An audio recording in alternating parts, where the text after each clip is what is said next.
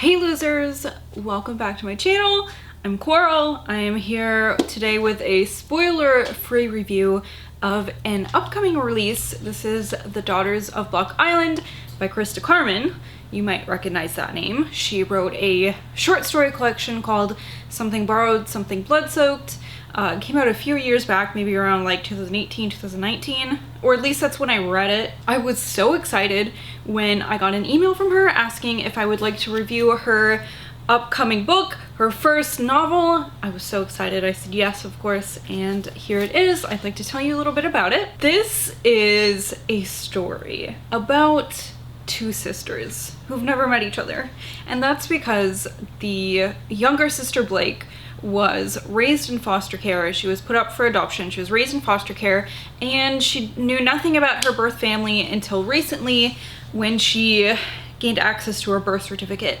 And she tracks down her mother to this small New England island called Block Island, and she decides at one point to take a visit there just to suss out the situation and see if she can meet her birth mother. So we follow both sisters at some point in this story, and that's because eventually Blake meets a very tragic end at the bed and breakfast manor she's staying at. One of the proprietresses is accused of this murder and sent to prison, and then that's when the older sister Talia comes in, because Blake wrote a letter to her on the evening of her death. Talia gets this I don't know, like a week later or something like that, and decides to go back to Block Island herself to figure out what's going on, because there are things about Blake's death that just don't really add up. So this was so atmospheric,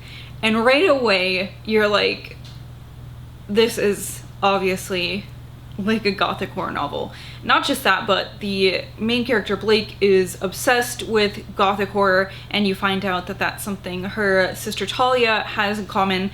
So there are so many references to, like, honestly, like books I haven't read before, which is always exciting, I think, because that gives me a little list to make of books that I should read.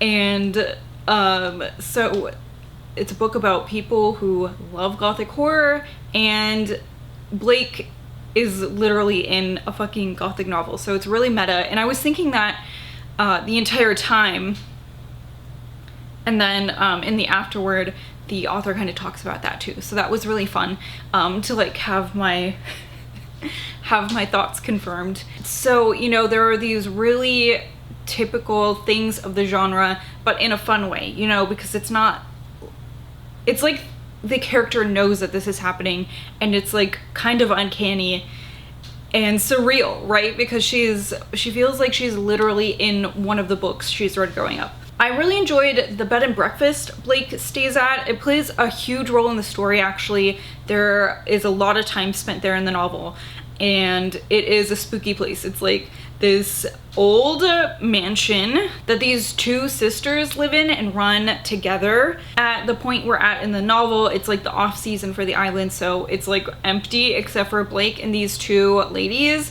So it's creepy.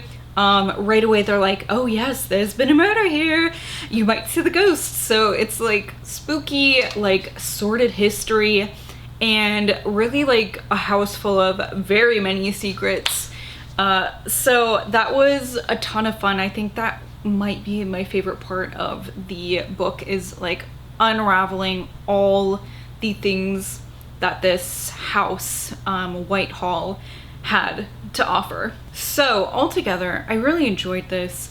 I knew that I liked Christa Carmen's writing, so like that was no surprise. Her writing is clear and concise. She describes things well, so it's easier for me to picture what's going on in my head, which is really important for me. And her characters are relatable, they seem real, they have well fleshed out personalities. I really liked the mystery of what happened to Blake, and I really thought it was going to be, you know, I really thought it was going to be one way, and it ended up not being like that, which is great. I love that. And Whitehall itself, like I said, I think is my favorite part of this.